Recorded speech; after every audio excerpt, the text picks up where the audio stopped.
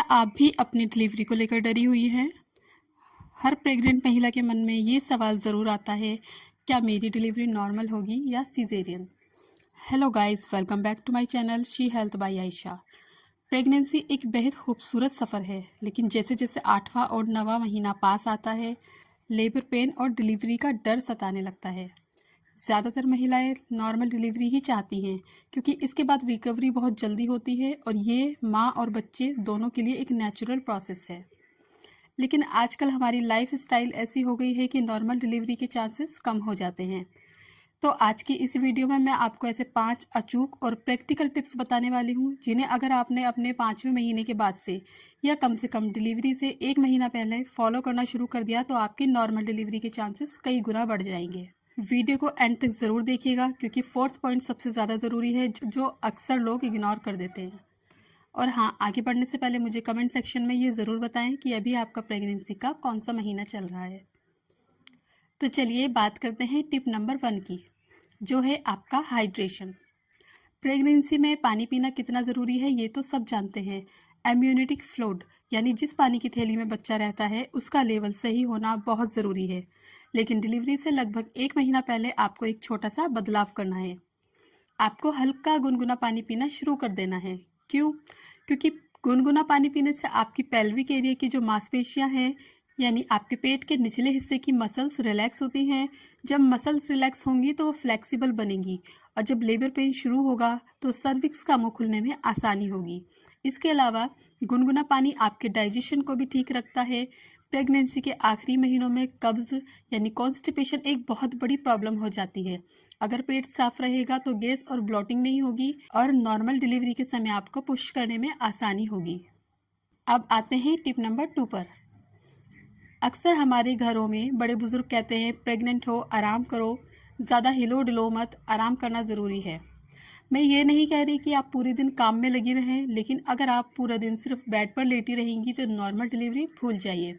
आपको अपनी बॉडी को लेबर के लिए तैयार करना है, इसलिए आपको क्या करना है, डेली कम से कम 40 से 50 मिनट की वॉक करें। एक साथ नहीं कर सकते हो, 20 मिनट सुबह करें और 20 मिनट शाम को करें। बटरफ्लाई एक्सरसाइज करना शुरू करें, यह आपके जांघों और पेल्विक मसल्स को बहुत अच्छी स्ट्रेचिंग देती हैं। डक वॉक और स्क्वाट्स करें। प्रेगनेंसी के 8वें और 9वें महीने में झाड़ू पोछा लगाने वाले पोज में बैठना बहुत फायदेमंद होता है। इससे बच्चा आसानी से नीचे की तरफ यानी हेड डाउन पोजीशन में खिसकता है। पर एक बात का खास ध्यान रखें, अगर आपकी प्रेगनेंसी में कोई भी कॉम्प्लिकेशंस है, जैसे ब्लीडिंग या प्लासेंटा प्रीविया, तो कोई भी एक्सरसाइज शुरू करने से पहले अपने डॉक्टर से सलाह ज़रूर लें। पॉइंट नंबर 3 है आपकी डाइट।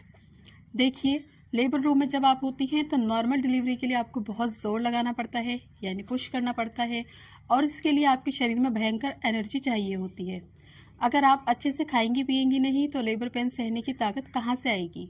इसलिए आपको अपनी डाइट में प्रोटीन, कैल्शियम, आयरन भरपूर मात्रा में लेना है।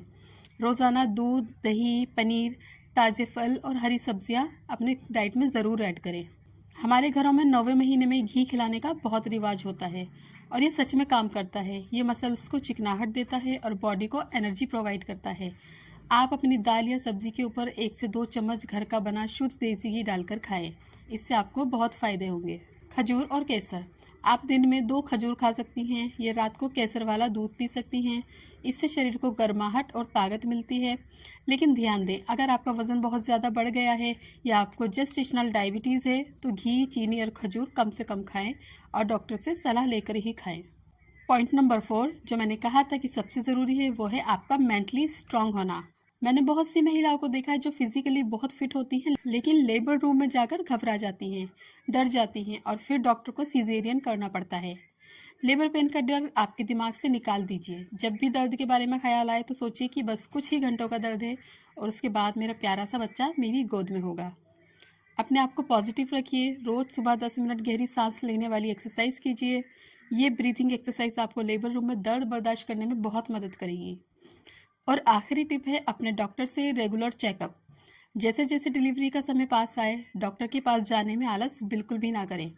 अल्ट्रासाउंड से ही पता चलेगा कि बच्चे ने सिर नीचे किया है या नहीं, बच्चे के गले में गर्भनाल यानी कॉर्ड तो नहीं फंसी है, और सबसे ज़रूरी बात, अपने डॉक्टर पर भरोसा रखें। लेबर रूम में वो जैसा कहें, जब पुश करने को कहें तभी पुश करें, और जब सांस लेने को कहें तो सांस लें। ये जो आपकी नॉर्मल डिलीवरी की जर्नी को बहुत आसान बना सकती हैं। बस याद रखिए, चाहे डिलीवरी नॉर्मल हो या सी सेक्शन, सबसे ज़रूरी चीज़ है आपका और आपके बच्चे का सुरक्षित और स्वस्थ रहना। अगर आपको ये वीडियो हेल्पफुल लगी हो तो इसे लाइक ज़रूर करें और उन सभी दोस्तों के साथ शेयर करें जो प्रेगनेंसी के इस खूबसूरत सफ़र से गुजर रही हैं। आपके मन में कोई भी सवाल हो तो नीचे कमेंट्स में मुझसे पूछ सकती हैं, मैं रिप्लाई ज़रूर करूँगी। शी हेल्थ बाय आयशा को सब्सक्राइब करना बिल्कुल ना भूलें, क्योंकि यहाँ मैं आपके लिए वुमेन्स हेल्थ से और प्रेगनेंसी से जुड़ी ऐसी सही और साइंटिफिक जानकारी लाती रहती हूँ। अपना बहुत सारा ख्याल रखिए, खुश रहिए। मिलती हूँ आपसे अगले वीडियो में। बाय।